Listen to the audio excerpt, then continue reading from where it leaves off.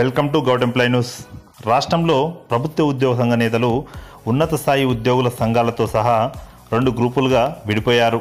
కొంతమంది ప్రభుత్వానికి అనుకూలంగా ప్రచారం చేసేందుకు సిద్ధమైతే మరికొందరు వ్యతిరేకంగా ప్రచారం చేసేందుకు సిద్ధమయ్యారు. ముఖ్యమంత్రి చంద్రబాబు కొంతమంది ఉద్యోగ సంఘాల నాయకులను పిలిపించుకొని ప్రభుత్వానికి అనుకూలంగా మాట్లాడాలని, దీనికోసం ప్రాంతాల వారీగా మీడియా సమావేశాలు ఏర్పాటు చేయాలని, ఏర్పాట్లన్నీ టీడీపీ నాయకులు చేస్తారని సూచించారు. రవాణా సదుపాయాలను కల్పించినట్లు తెలిసింది. దీంతో ఈ వారం రోజులు వారు ప్రభుత్వానికి అనుకూలంగా ప్రచారం చేసేందుకు సిద్ధమయ్యారు. ప్రభుత్వానికి అనుకూలంగా ఉన్న సంఘ నేతలు ఒక విధంగా ముందుకెళ్తుంటే, వ్యతిరేకంగా ఉన్న నేతలు మరో విధంగా వ్యవహారం నడుపుతున్నారు. అసలు ప్రభుత్వం తరపున ప్రచారం చేయడానికి ఉద్యోగులకు ఏం పనని ఉద్యోగ సంఘాల నాయకులు యోగేశ్వర్ రెడ్డి పేర్కొన్నారు.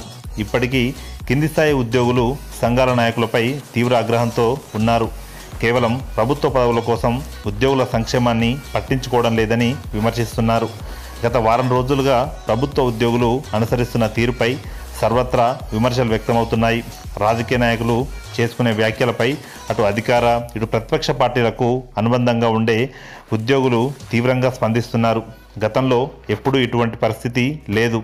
ముఖ్యమంత్రి చంద్రబాబు స్వయంగా ఉద్యోగ సంఘాల నాయకులను పిలిపించుకొని మాట్లాడడం, ప్రభుత్వానికి అనుకూలంగా ప్రచారం చేయాలని చెప్పడంపై సర్వత్రా విమర్శలు వ్యక్తమవుతున్నాయి.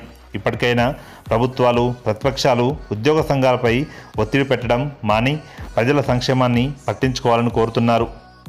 ఉద్యోగ సంఘాల నాయకునిగా ఉన్న అశోక్ బాబు ఎమ్మెల్సీ పదవి కోసం సచివాలయ ఉద్యోగుల సంఘం నాయకులు మురళీకృష్ణ వ్యాపారం కోసం స్వార్థపూరితంగా వ్యవహరిస్తున్నారని ఏపీ గెజిటెడ్ ఆఫీసర్స్ అసోసియేషన్ మాజీ అధ్యక్షులు కె యోగేశ్వర్ రెడ్డి విమర్శించారు. సిపిఎస్ తాత్కాలిక ఉద్యోగుల క్రమబద్ధీకరణ అంశాల్లో నాయకులు ప్రభుత్వానికి లొంగి వ్యవహరించారని పేర్కొన్నారు. గతంలో ఏ పార్టీ అధికారంలో ఉన్న ఉద్యోగ సంఘాల నాయకులు ఇలా వ్యవహరించలేదని తెలిపారు.